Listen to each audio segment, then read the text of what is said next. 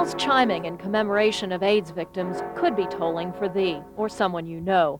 This 10-minute event at Harlem's Riverside Church signifies the grim statistic that a person dies of AIDS in this country every 10 minutes. We fight AIDS every day. Where's the UN? Members of ACT UP, a gay activist group, staged a demonstration in front of the UN, calling for more global attention to the AIDS crisis. The United Nations World Health Organization is supposed to be the keeper of public health around the world, and our feeling is they're doing absolutely nothing to stop the spread of AIDS around the world. It's raging out of control.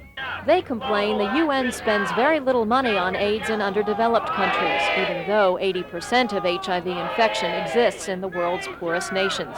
And they share some grim statistics of their own. The Harvard International AIDS Center has recently released a report that said that there are more than 3 million cases of AIDS currently in the world, that more than 2.5 million people have died of AIDS, that as a minimum 38 million people will be HIV infected by the end of the century. And the fight against AIDS on the state front was less vocal, as these members of the gay men's health crisis made sure their pleas for $50 million more in AIDS funding went right to the top. On hold at the governor's office. They complain of a decrease in AIDS funding in New York amid an increase in AIDS cases.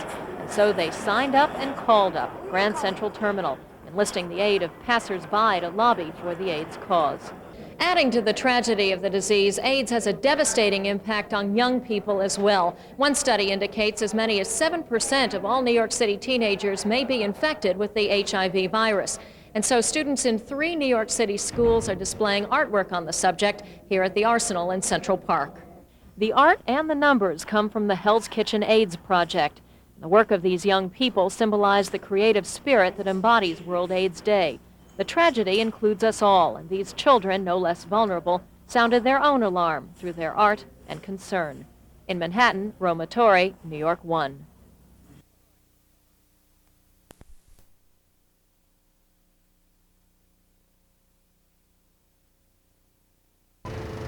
Hell's Kitchen, Manhattan. New York's Health Systems Agency reports as of 1991, the Chelsea-Clinton area has nearly 2,600 cases of AIDS, giving it the dubious distinction of being the #1 ranked AIDS neighborhood in the city.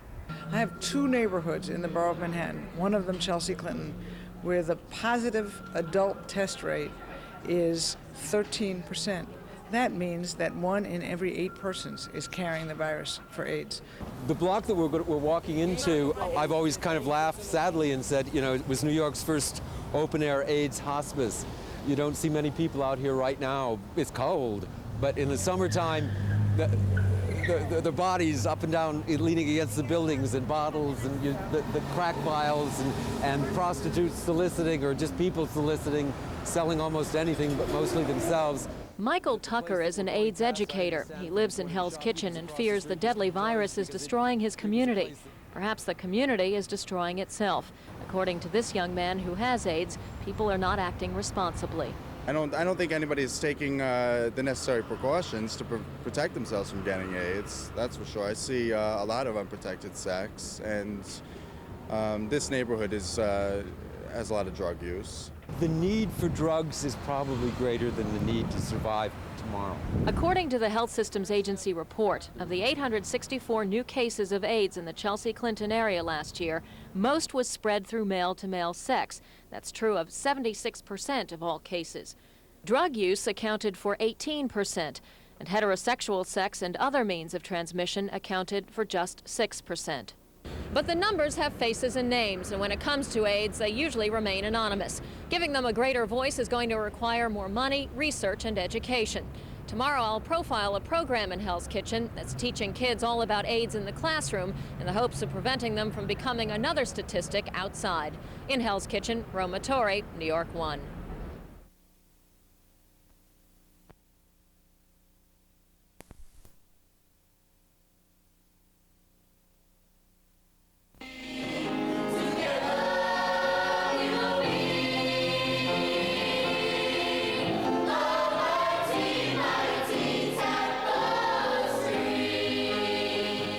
The Professional Performing Arts School in Hell's Kitchen sits in the middle of a community where AIDS is so concentrated, the area ranks #1 in the city and possibly the nation. The numbers don't surprise these students, though. In fact, AIDS has become just another lesson here. If somebody you don't know that much about, wants to have sex with you, you just either use a condom or don't do it. Or drugs or anything else. Just be careful. But a lesson of life and death, and this after-school group known as the Hell's Kitchen AIDS Project takes the subject seriously.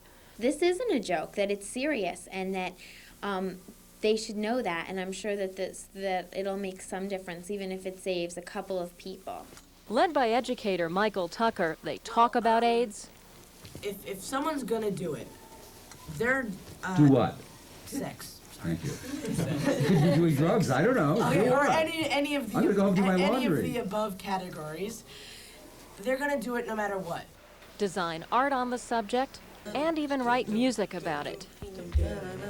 Let me tell you a story about a guy named Fred. He had HIV and he was so mistreated. Life is not a 12-step program. Tucker and the kids believe AIDS education often fails because adults try to pretend when it comes to kids it doesn't exist.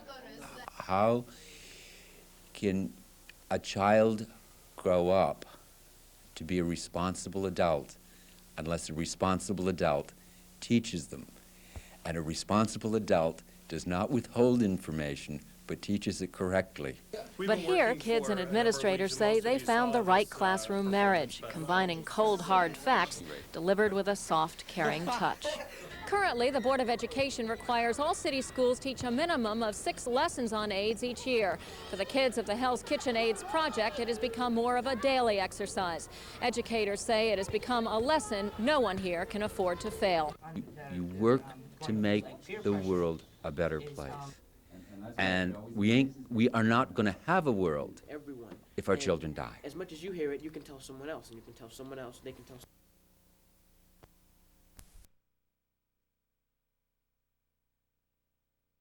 A group fighting the war against AIDS is honoring some of its foot soldiers. The Hell's Kitchen AIDS Project handed out its Human Dignity Awards to 8 outstanding citizens in a special ceremony at the Arsenal in Central Park. Among those presenting the honors were actor Gregory Hines and New York One's Roma Torre. The Hell's Kitchen AIDS Project is a non-profit group dedicated to educating young people about the threat of AIDS. And those involved say it makes a real difference when kids educate each other. Well, I think that a lot of times kids don't want to listen to adults because it's just they want to be rebellious. And if you're actually talking to one of your peers, then they really think that this is the truth, and they want to, you know, they don't want to get this kind of disease or anything like that, and they'll listen to you. The Chelsea Clinton area where the group is based is said to contain the highest concentration of AIDS cases in the state and possibly the nation. Calling attention to the problem, leaders of the project say as many as 1 to 7% of all New York City teenagers may already be infected with HIV. Thank you. Hi, I'm Alexis Alexander, and my essay is, I Wish Someone Had Told Him. We all got together that night, just a bunch of guys on the prowl, drinking beer, looking for chicks, and just having fun. Mike, my friend, did all the driving, and most of the drinking. Charles and Rick rode in the back seat. Putting them together was like putting gas in fire. Me, I rode shotgun. Everything seemed to be normal. Charles and Rick started getting into an argument, and Mike just finished his 3rd beer. And me, I was just cruising to my own beat. We all pulled into the Quick Mart to get some more beer and to change drivers. Across the street there was this gay club. Well, that's what I heard, anyway. Charles came out with the beer, and that meant it was time to switch drivers. Okay, Mike, old buddy, I told him. He turned to me and I could give me the keys. He told me to shut up. He said I sounded like a public service announcement. He kept telling me that he wasn't drunk, but I still demanded the keys. When he finally gave them to me, my mind was at ease. Now I knew for sure that we weren't going to die. I started the engine and waited for everyone to get in, but it seemed like Mike was a little slow tonight. I started to yell. I told him to get into the car. I wasn't getting any younger. He just gave me the finger and walked off. I got out of the car to get him. Mike, I said, will you get into the damn car already? Life's short. He looked over at the club. He started rambling. He started to say, those faggots in there were probably spreading AIDS. And they probably plotted how they were going to give it to all the normal people. He said they should all be killed. I just told him to get in the car and shut up. But Mike walked away. When I asked him where he was going, he didn't answer. He walked up to some guy who just got out of the club, and all of a sudden, Mike hit him. We ran out of the car, but we did nothing. We just stood there and watched. After every curse word and slur came another punch. I finally grabbed Mike and pushed him away and into the car and drove off. His hands were bruised and cut and covered in blood. I asked him, what was the reason? What did he have to do that for? He told me he was trying to kill the guy. One less faggot on the street. Then I heard the siren and I knew we were going to be arrested. Mike didn't look scared at the trial. He said he was ready to do the time. He got 3 years. It turned out that the guy he had beaten up wasn't even gay. He just worked at the club. And that wasn't it. The guy also said that he was HIV positive. 3 months later, Mike tested HIV positive. I wish I could go back to that night and stop Mike from doing what he did, but I can't. The best thing I can do is learn more about AIDS and HIV and teach my friends, because violence against HIV and AIDS infected people must stop. It doesn't help the situation, it makes it worse. I wish someone had told that to Mike. My name is Sabrina GILAJ. I had son die at 70 and I'm in the 9th grade. Imagine lying in a hospital bed. Tubes and wires are everywhere. You're going to die any day now. Stop imagining. Aren't you glad that's over? But how about those people with AIDS who are really going through this? Can they stop imagining? Everyone is speaking out on AIDS. Everyone knows a couple of ways to protect themselves. They know how it is transmitted. They think they know everything. Do they? No, but they don't seem to listen or care. Today in the 90s, people are still not taking AIDS seriously enough. Most kids I know say, I'm immune to AIDS, I always have protected sex, I know my partner is clean. Can you imagine AIDS coming to an end? I know you can't, but can you imagine having sex and not having to worry about AIDS? In today's world, not only is there the fear of getting pregnant, but how about having an illness no one can cure? It's a whole new world for the next generation. How are we supposed to educate them when we can't educate ourselves? People are dying and nobody seems to be doing anything about it. If we don't take AIDS seriously, what's going to happen to us? We have so many things to worry about: overpopulation, homelessness, lack of education, drugs. We shouldn't have to add AIDS to the list. I just want to tell you, AIDS is not a bad dream that goes away when you wake up. It is here to stay unless we do something about it. The world is big. There are things you can do to help out. Don't let AIDS ruin you. Remember, partners come and go, but AIDS is here to stay. Protect yourselves. If not for yourself, then for your loved ones. They need you. We all need you. 2, 1, and cue. Hi, I'm Raymond. I'm reading for KHAZ BENYAHMEEN. And the title is Violence Towards People with AIDS. There's a problem that lurks in the shadows and needs to be brought into the light. It's called violence towards people with AIDS. Violence towards people with AIDS is terrible. What these people go through is bad enough without people discriminating against them, their families alienating them, or they're just planning knowing that their days are numbered. If I were to find out that my days were numbered for any reason, I would try to get out and do everything I could in the world. People with AIDS don't have this luxury because they live in fear and often don't come out of their homes or fear of getting beaten up. And the violence isn't always physical. Sometimes it's mental. People with AIDS usually can't hold the steady jobs because of discrimination, thus no money is coming in. People with AIDS don't have the freedom and carefulness to do things and go places as before, so they most likely end up dying unhappy. Sometimes people with AIDS, HIV, can't fully accept the fact that they have contracted it and they freak out. They realize that they won't be able to do many of the things they did before.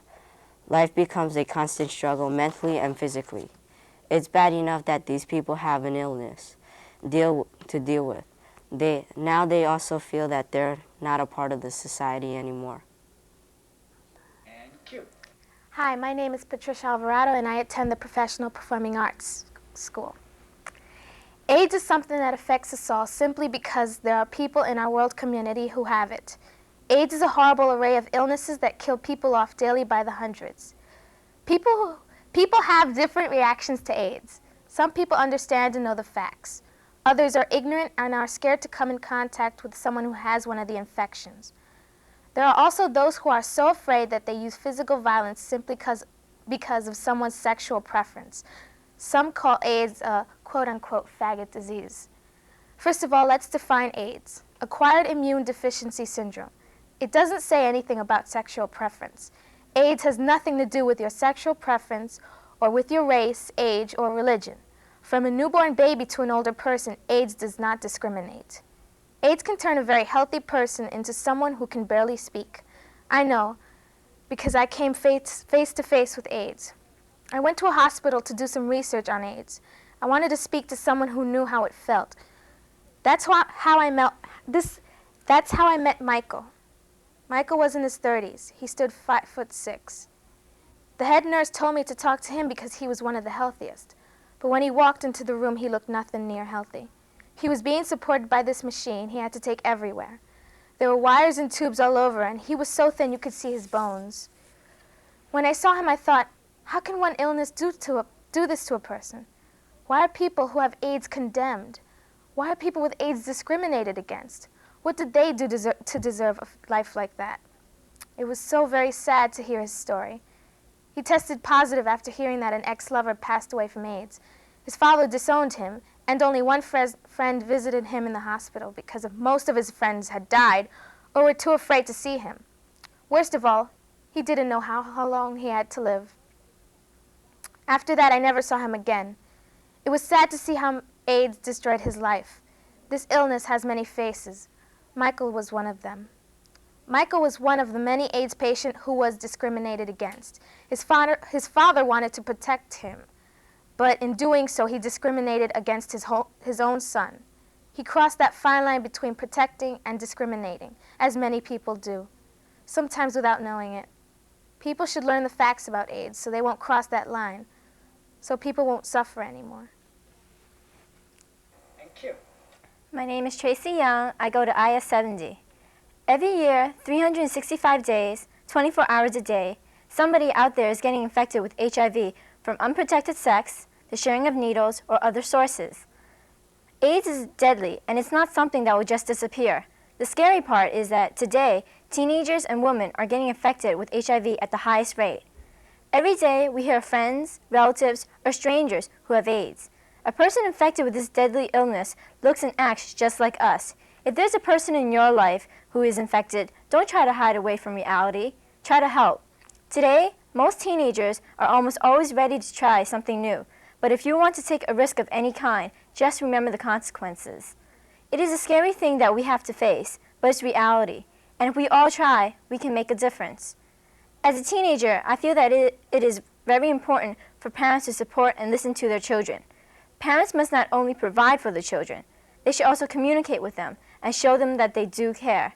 It's not sitting down with them for 2 minutes and giving them a lecture. Don't do drugs and don't have sex. It's learning to understand them and giving them a chance to talk and express themselves.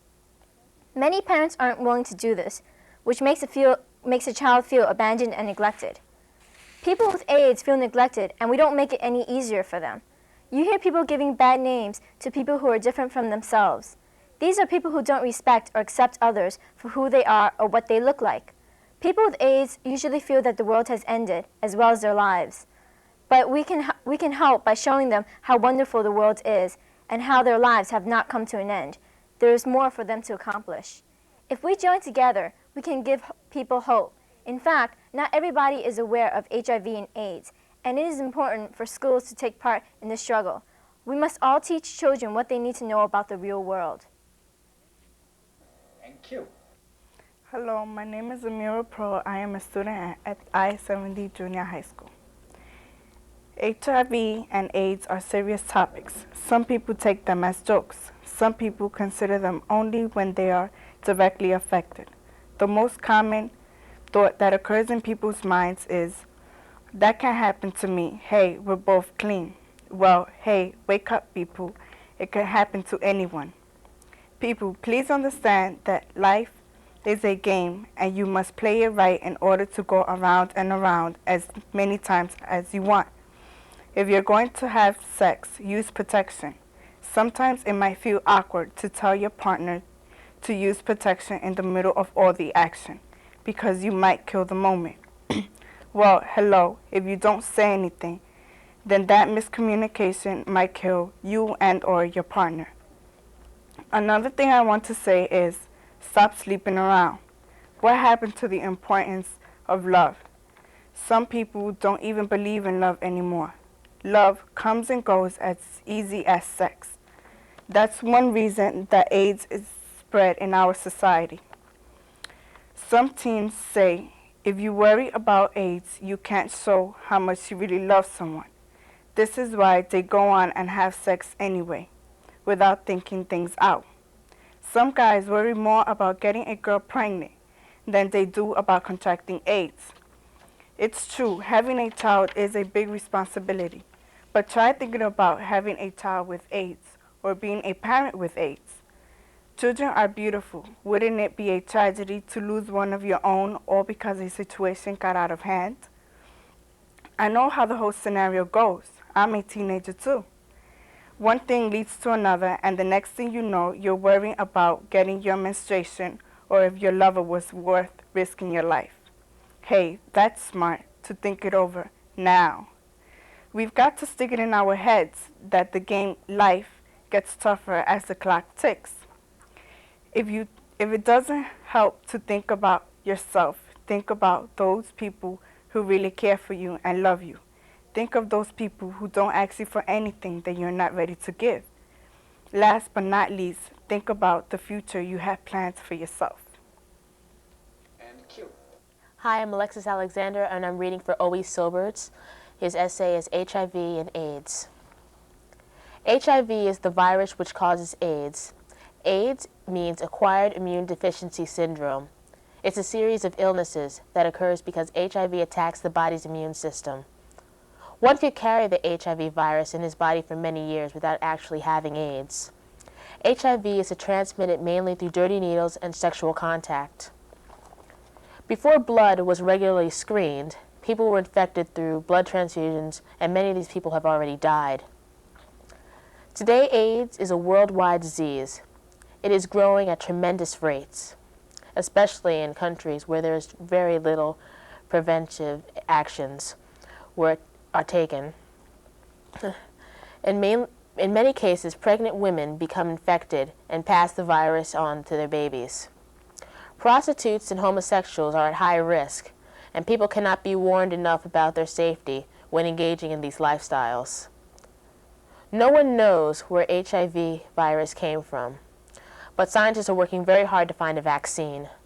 They have developed AZT, which is a medicine that helps protect the body's immune system and fights off infections. My hope is that a cure is found very soon, before the HIV and AIDS epidemic becomes even worse. I believe that condoms, safe sex, and education will help, maybe not enough to stop the spread of AIDS and HIV. There is tremendous fear for those who are infected because they know that death may come in the near future.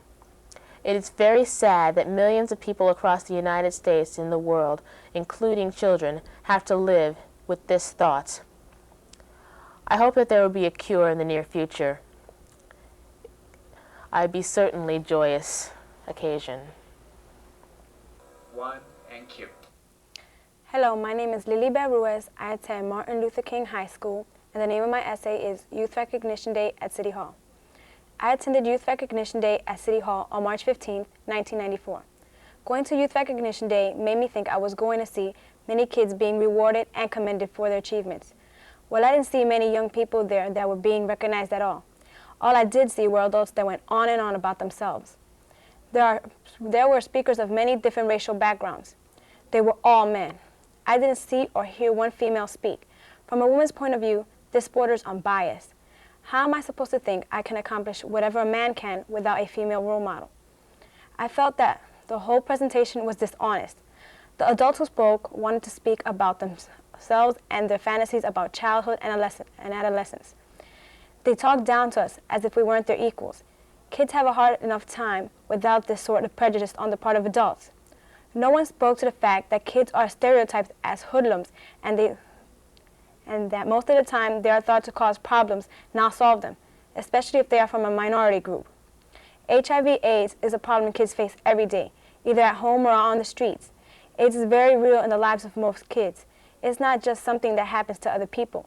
Yet it was not even mentioned as a problem that kids have to deal with to get to where they want to be in life. I really feel that all the issues that kids have to deal with to succeed in the world today were not brought up as they should have been at Youth Recognition Day. It seems to me that adults must face reality and acknowledge what being a kid in New York City is all about. Hi, my name is Washington Pro and I attend Aviation High School. The title of my essay is AIDS is Everyone's Problem and No One's Fault. The AIDS crisis first became apparent in the early 1980s. No one really knows exactly where the virus that causes AIDS came from. Some people speculate that HIV came from Africa. Others believe that the virus was transmitted throughout the world by an Air Canada steward who practiced unsafe sex with untold numbers of partners. In the United States, AIDS first had the most profound effect on the gay community of San Francisco and New York for a period of times. AIDS was known as GRID, gay-related immune deficiency. The United States public probably first became aware of the condition due to the illness and death of the actor Rock Hudson. Current statistics indicate that AIDS has become the 6th leading cause of death among young people, both male and female, aged 15 through 24, and the 4th leading cause of death among women aged 15 to 24. According to the United States Center of Disease Control, adolescents' AIDS cases have increased by 77% in the past 2 years. This is in tribute to adolescents not using condoms. It should not be too surprising to learn that this number is expected to double in the next 14 months and every 14 months thereafter. As of February 12, 1994, experts believe that as many as 100,000 adolescents may be infected with HIV in New York City. Using the projection cited above, it may be assumed that as the end of this next 14 months, 200,000 New York City adolescents may be infected with HIV.